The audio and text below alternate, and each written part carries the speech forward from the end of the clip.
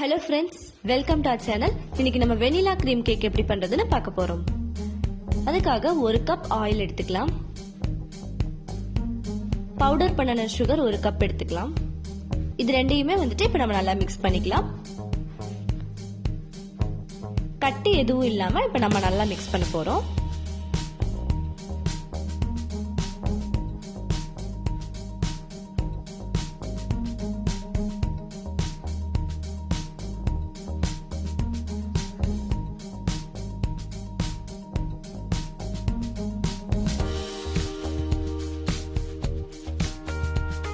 Next 1 cup மைதா மாவு போட போறோம்.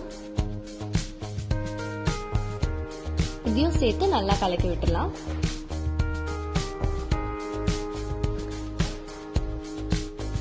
அடுத்ததா 1 கப் தயிர் இதுல ஊத்திக்கலாம்.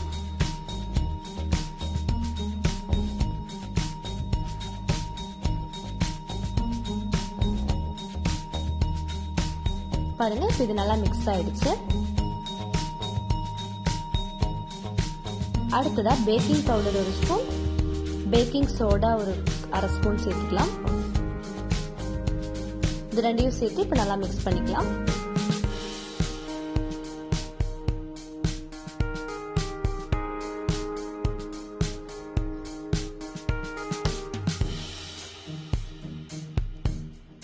நெக்ஸ்ட் வெனிலா எசன்ஸ் 1 ஸ்பூன் சேர்த்துக்கலாம்.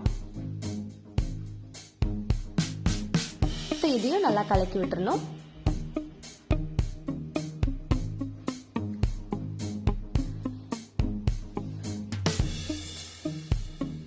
அடுத்ததா பால் கொஞ்சம் ஊத்தி இதையும் நல்லா மிக்ஸ் பண்ணி விட்டுறணும்.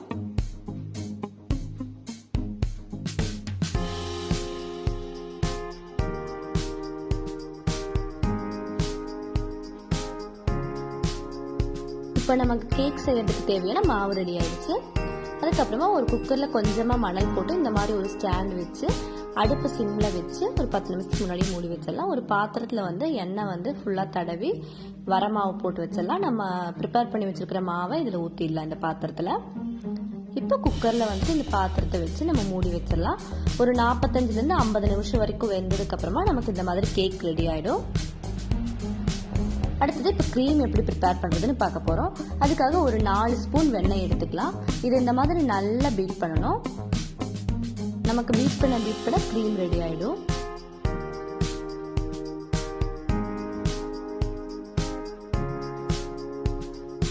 இதுல லெமன் ஜூஸ் 1 ஸ்பூன் சேர்த்துக்கலாம். கொஞ்சமா உப்பு சேர்த்துட்டு இதை நல்லா மிக்ஸ் பண்ணிக்கணும். இப்போ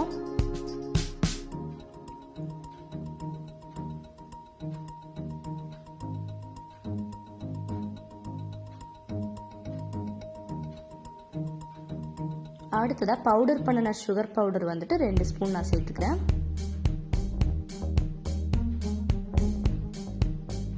கொஞ்சமா பால் சேர்த்து இப்ப இதையும் நல்லா மிக்ஸ் பண்ணி விடணும். நமக்கு இனிப்பு எவ்வளவு தேவையோ அந்த அளவுக்கு நம்ம சுகர் பவுடர் சேர்த்துக்கலாம். நமக்கு வேணும்னா இன்னும் 2 ஸ்பூன் கூட எக்ஸ்ட்ராவா சுகர் பவுடர் சேர்த்துக்கலாம்.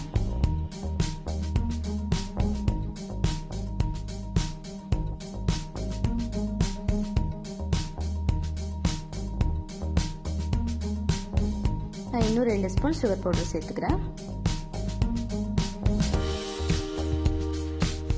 ரொம்ப கெட்டியா இருந்துச்சுன்னா கொஞ்சமா பால் சேர்த்து நம்ம இதுல மிக்ஸ் பண்ணிக்கலாம்.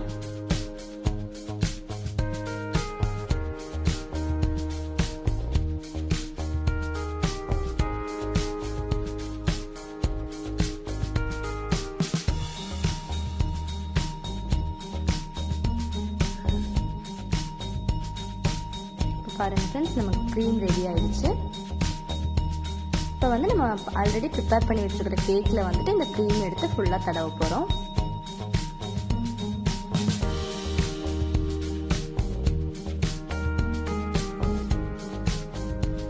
கேக் ஃபுல்லாவுமே இந்த மாதிரி க்ரீமை அப்ளை பண்ணிக்கலாம்.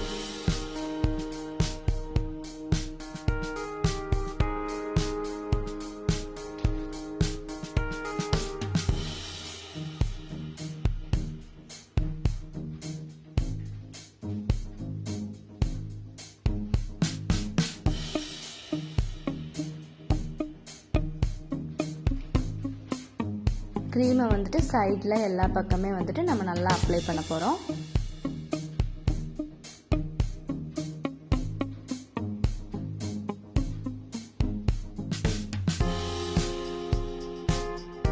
பாருங்க, கேக் ஃபுல்லாக க்ரீம் போட்டாச்சு.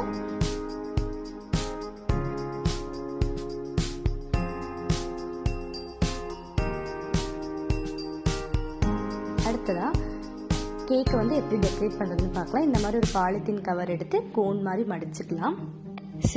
செல்லோ டேப் போட்டு இதை ஒட்டிக்கலாம்.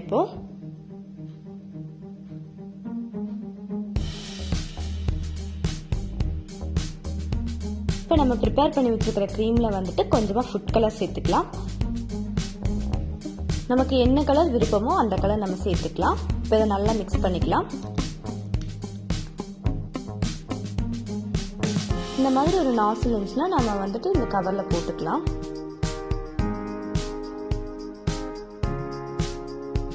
இப்போ க்ரீம் எடுத்து இந்த கோனில் போட்டுடலாம்.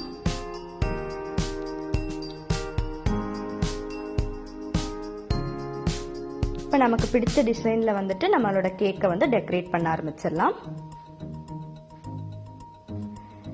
இப்போ வந்து நம்ம சிம்பிளாக ஒரு ரவுண்ட் ஷேப்பில் கேக் பண்ணியிருக்கோம். நமக்கு என்ன ஷேப் வேணுமோ அந்த மாதிரி நம்ம கேக் பண்ணிக்கலாம். அடுத்ததாக ஜாம் இருந்துச்சுன்னா கொஞ்சமாக ஹீட் பண்ணிவிட்டு நம்ம பிடிச்ச மாதிரி நம்ம டெக்கரேட் பண்ணிடலாம். இந்த மாதிரி இப்போ நமக்கு ரொம்ப டேஸ்டியான வெனிலா க்ரீம் கேக் ரெடி ஆயிடுச்சு. இதுதான் மார்பிள் கேக். இதுவும் வெனிலா க்ரீம் கேக் மாதிரியே தான் பண்ணுறது, கொஞ்சமாக தான் டிஃபர் ஆகும். இதுக்கான வீடியோவை வந்துட்டு நம்ம ஆல்ரெடி சேனலில் அப்லோட் பண்ணியிருக்கோம். லிங்க் வந்து டிஸ்கிரிப்ஷனில் கொடுத்துருக்கேன். மறக்காமல் ட்ரை பண்ணி பாருங்கள் ஃப்ரெண்ட்ஸ். இந்த வீடியோ பிடிச்சதுன்னா மறக்காமல் சப்ஸ்கிரைப் பண்ணுங்கள், கமெண்ட் பண்ணுங்கள்.